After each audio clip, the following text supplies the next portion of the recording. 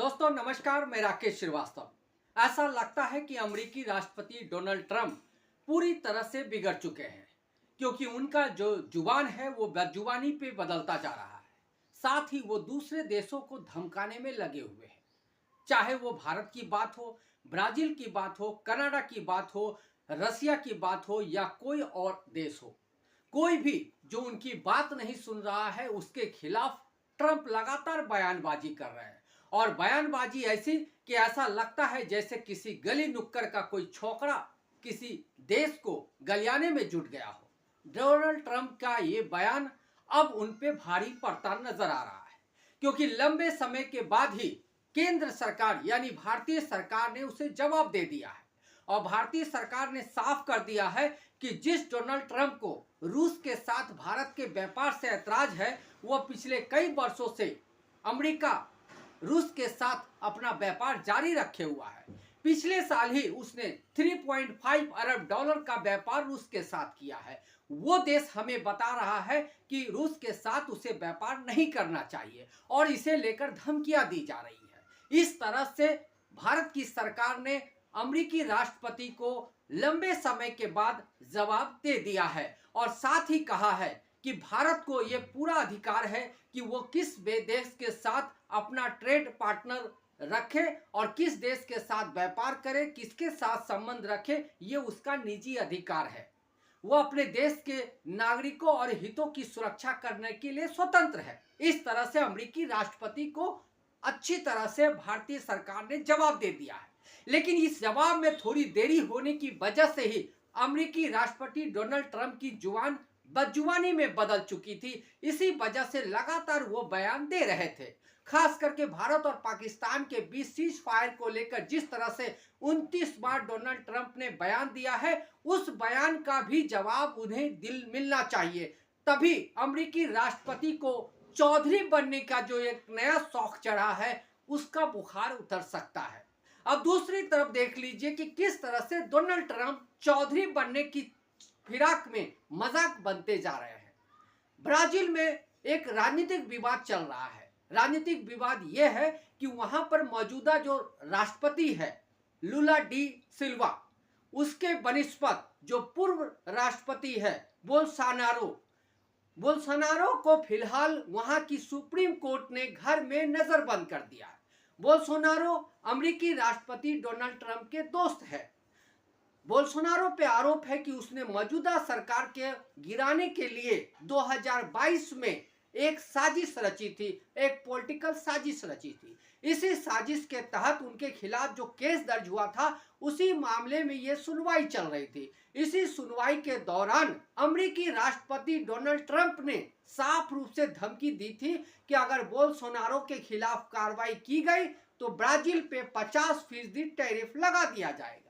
लेकिन ब्राजील राष्ट्र जो सुप्रीम कोर्ट ने डोनाल्ड ट्रंप की इस धमकी को दरकिनार करते हुए, ठेंगा दिखाते हुए सीधे तौर पे बोल्सोनारो को नजरबंद कर दिया है। उनके मोबाइल छीन लिए गए हैं और उन्हें घर में कैद कर दिया गया है। इस तरह से अमेरिकी राष्ट्रपति को ब्राजील जैसे छोटे देश ने उनकी औकात दिखा दी है।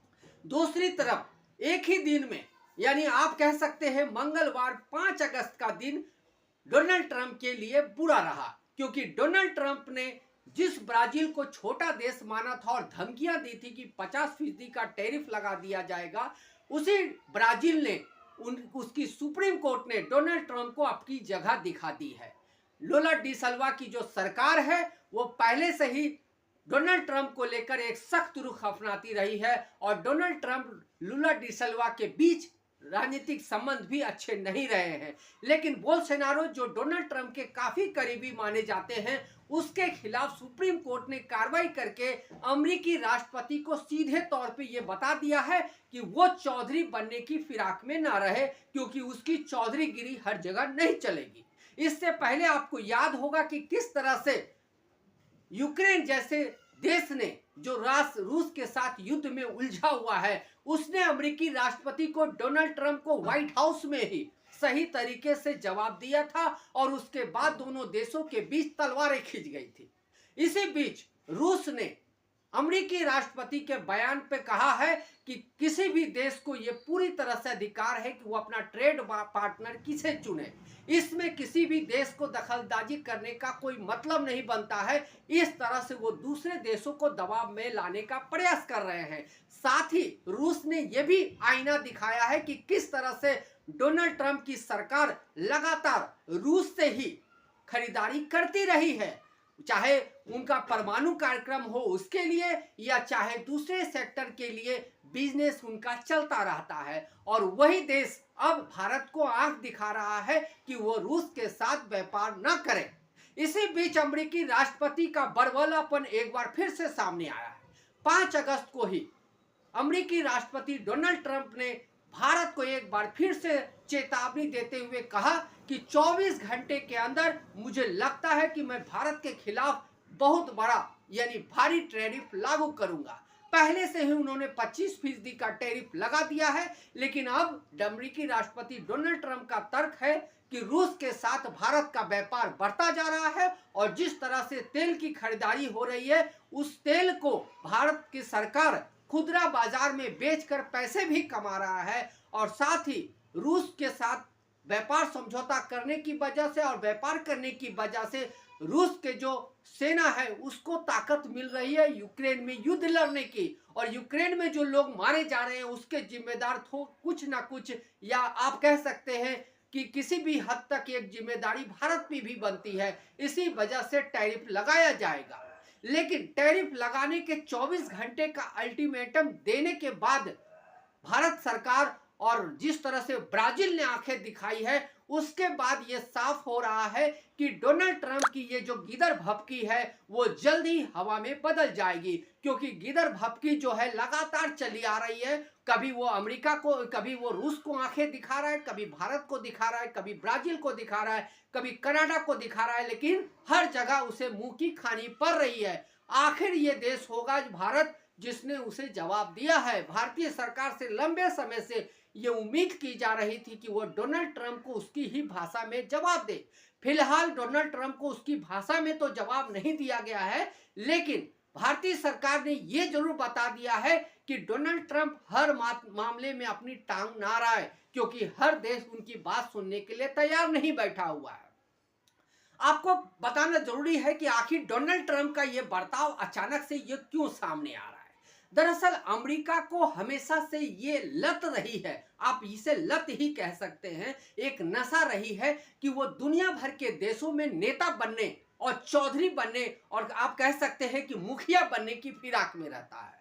और इसी मुखिया बनने की फिराक में अमेरिका हर जगह कहीं हथियार बेचता है, कहीं अपनी सेना भेज देता है, कहीं दो देशों के झगड़े में कूद जाता है, तो कभी किसी और तरह से उसमें शामिल होने का प्रयास करता है।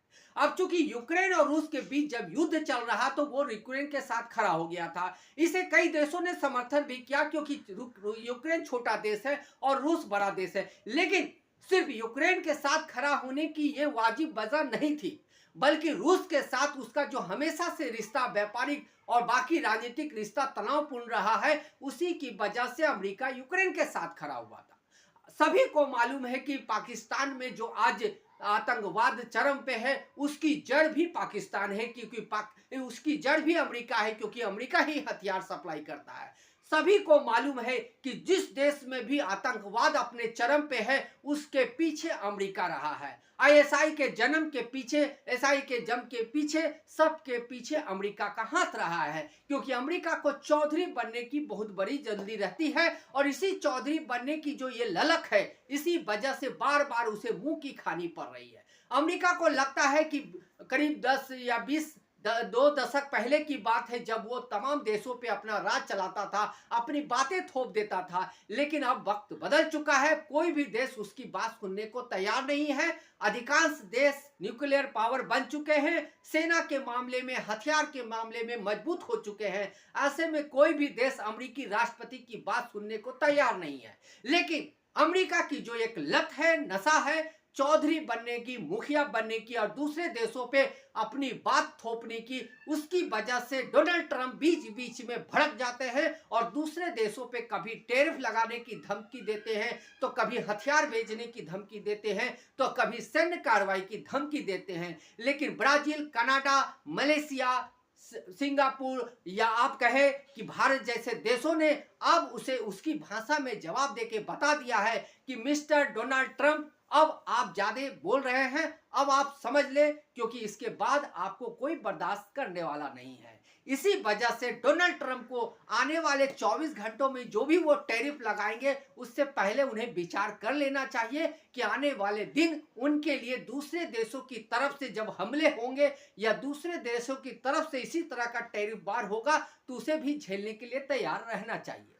आज के लिए बस इतना ही। अगर आप हमारे श्रोता हैं तो आप हमें जरूर लाइक और सब्सक्राइब करें। तब तक के लिए नमस्कार।